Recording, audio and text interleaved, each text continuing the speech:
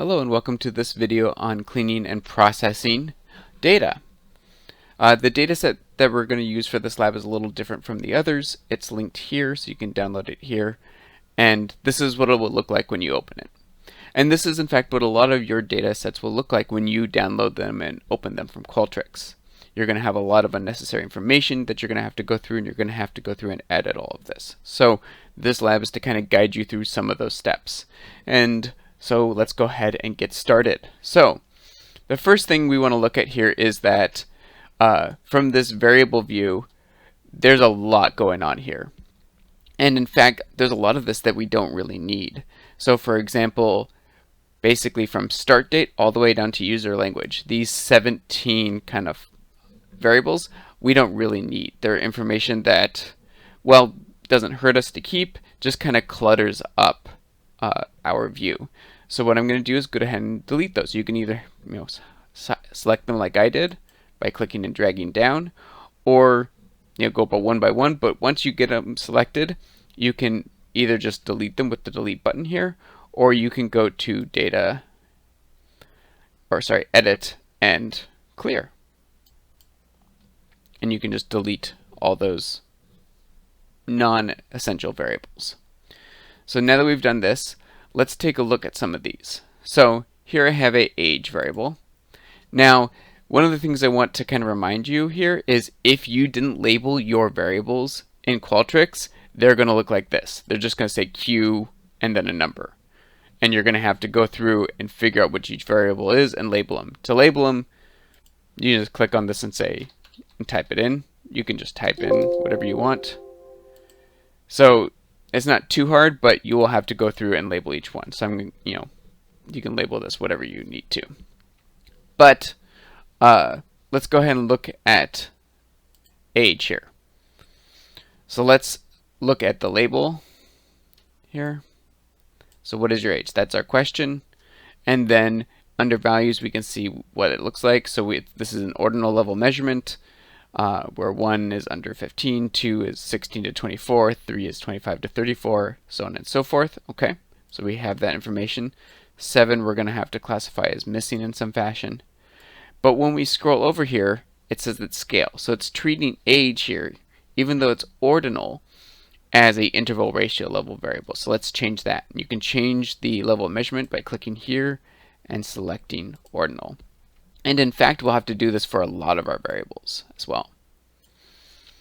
So we're going to have to do that for each one of these as well. For example, gender here, also scale. But here, when we look at our gender variable, it's male, female, non-binary. This is clearly nominal. And so we're going to again select the level of measurement here and select nominal. So this is the sort of tedious stuff you're going to have to do with your own data when you export it and upload it to SPSS. Another thing you're going to have to pay attention to here is if you have a question on your survey that allows multiple selection, where people can select multiple answers from a question, SPSS is going to break those up into individual yes or no questions. And so instead of allowing people to select multiples, SPSS is just going to say, okay, did you select this category of the question, yes or no? And so that's what we have going on here with these major variables.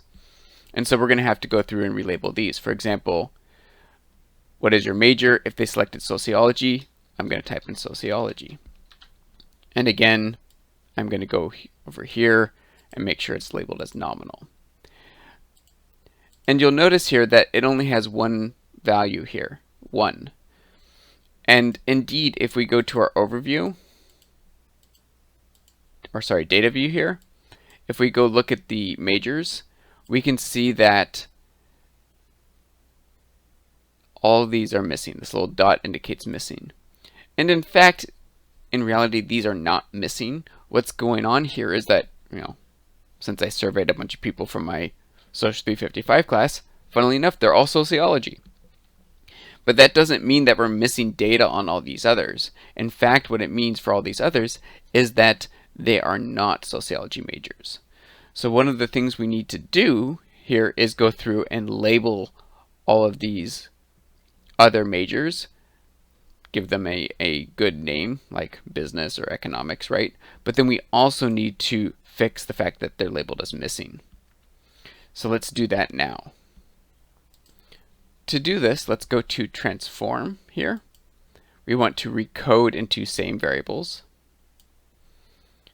And we're going to go ahead and select all of the variables that we have here. And I'm going to select display variable names so that it's easier to see. I'm going to go ahead and select all of our all of our major variables, excuse me. So we're going to move those over here. Then we're going to select old and new values. So we want to select system or user missing. And we want to select the new value as 0. So basically what this is saying is if they didn't select economics, we don't want to mark them as missing. Instead, we want to mark them as not economics, not business.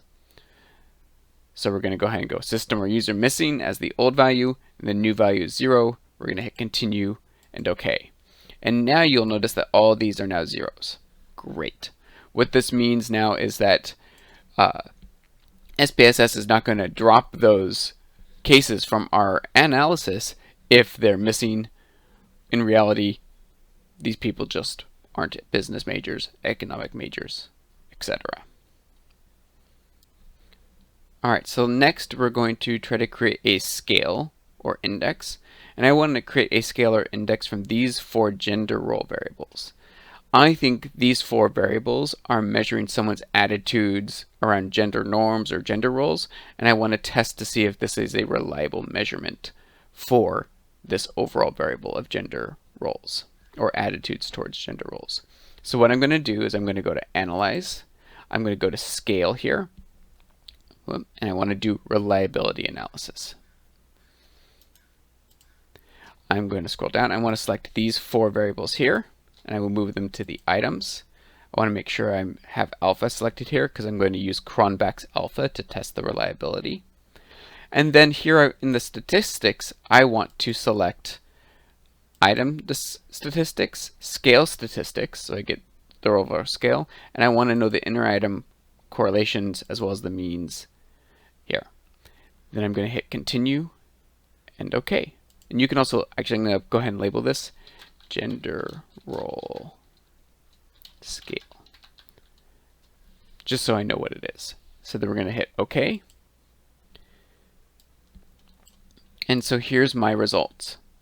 Now I'm looking at my Cronbach's alpha here, first thing, just to see how reliable it is. Cronbach's alpha measures how in different items in a scale are correlated. So it's seeing how closely correlated these are.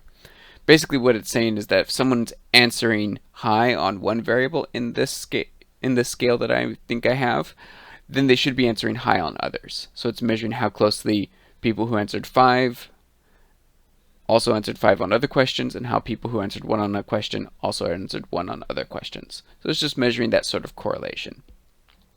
And generally we want above 0.7 or higher. 0.7 or higher means there's pretty close correlations. And so here we have 0.742, which is okay. It's not amazing, but it's okay. And we want to go down here to this inner item correlation matrix. This tells us which items are more or less correlated with the other items. And so as I'm looking here, I'm looking at this second one down. I'm noticing that it's 0.3, 0.04, 0.29, whereas a lot of these others are like 0.8, 0.7. And so one of the things I'm going to try to do here to hopefully improve my Cronbach's alpha here is I'm going to drop this question. Do you agree or disagree with, on the whole, men make better political leaders than women do? I'm going to drop that because it's not as correlated with the other items in my scale. So I'm going to go back to Analyze. I'm going to go to Scale again and do Reliability Analysis. And I'm going to remove, I believe this is Gender Roles 2. And then I'm going to go again. And notice immediately my Cronbach's alpha jumped to 0.8. That's a much better. And we can look here and see that, yes, these are much more correlated with each other. So that's how we do that. And so 0.8 is a good, 0.7 is okay, 0.8 is good, 0.9 is even better. And here we can look down at our summary statistics, our item means, etc., but also our scale mean. So our scale mean here, again, these are measured between 1 and 5, so we're going to have a minimum of 3 and a maximum of 15. So we can see that the mean here is 14.5 with a variance of 2.6 and a standard deviation of 1.61.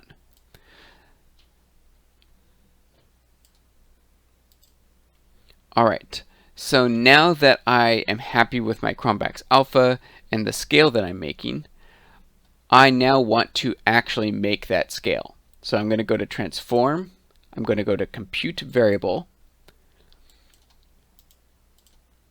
going to select these here.